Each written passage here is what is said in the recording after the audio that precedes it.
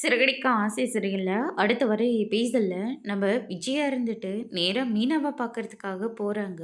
உனக்கெல்லாம் எவ்வளோ தைரியம் இருந்தா இப்ப இந்த வேலையை பண்ணி வச்சிருப்ப. முன்னாடியே விஷயத்த சொல்லியிருந்தா ஏதாச்சும் ஒன்று பண்ணியிருக்கலாம்.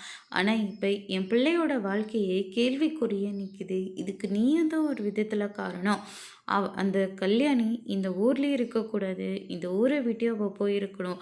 இனிமே என் பிள்ளையோட முகத்துல அவ முழிக்கவே கூடாது அப்படின்ற மாதிரி சொல்லிடுறாங்க.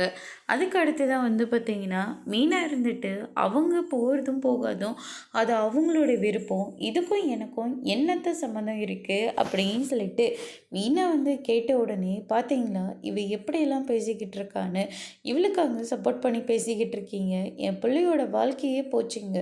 இவ்வளோ தானங்க காரணம் அப்படின்ற மாதிரி சொல்லிடுறாங்க. அதுக்கு அடுத்ததாக அண்ணாமலை இருந்துட்டு எல்லாத்துக்கும் அவசரப்படாத, கொஞ்ச நேரம் அமைதியே இரு அப்படின்ற மாதிரி சொல்லிடுறாங்க. ரோகிணி இருந்துட்டு இங்கே இருந்தால் எந்த விதத்துலேயும் பிரயோஜனம் கிடையாது. நம்ம பேசாமல் ஷோரூமுக்கு கிளம்பி போயிடலாம், அங்கே போயிட்டு வேலையை பார்க்கலாம் அப்படின்னு சொல்லிட்டு ரோகிணி வந்து முடிவு எடுத்து நேராக ஷோரூமுக்கு கிளம்பி போயிட்டுருக்காங்க.